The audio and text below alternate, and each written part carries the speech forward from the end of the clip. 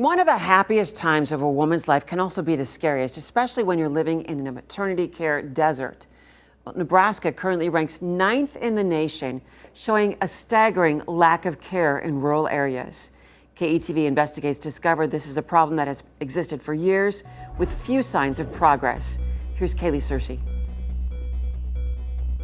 As you enter the town of Sterling, you're greeted with acres of farmland, houses scattered through the rolling hills, and a quaint row of businesses. I like the upside to the bigger cities is its conveniences, but it's safer for kids mainly, I think, to live in smaller towns. But Rose Keebler finds living in rural Nebraska poses its own set of challenges, especially when you're an expecting mother. It takes me roughly like 45 minutes to go to the OB appointment up in Lincoln. And as her delivery date draws closer, those monthly appointments turn into weekly, without the option of driving 14 miles to the next town over. At one point, there was one in Tecumseh, but they don't do it anymore. With her first child, Charlotte, Keebler was considered high risk, getting induced at Bryan Medical Center in Lincoln, the closest metro area to her small town. Maternal care deserts continue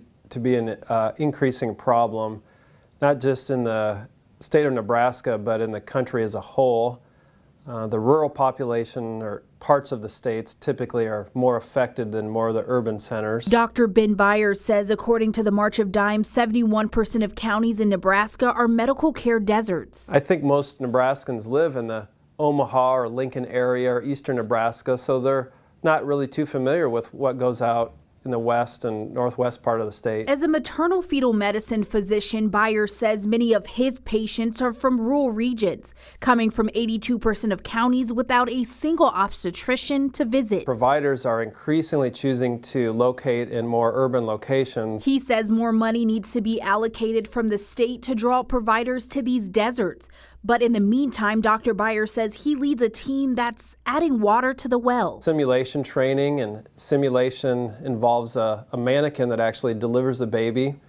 And it can actually do some other things like have a seizure and have a postpartum hemorrhage. Giving other physicians the skills they need to save 2 lives in a moment's notice. A patient should go to the closest healthcare facility, even if that's a critical access hospital that may not even offer OB services, but the patient can be stabilized. Kaylee Searcy, KTV, Newswatch 7.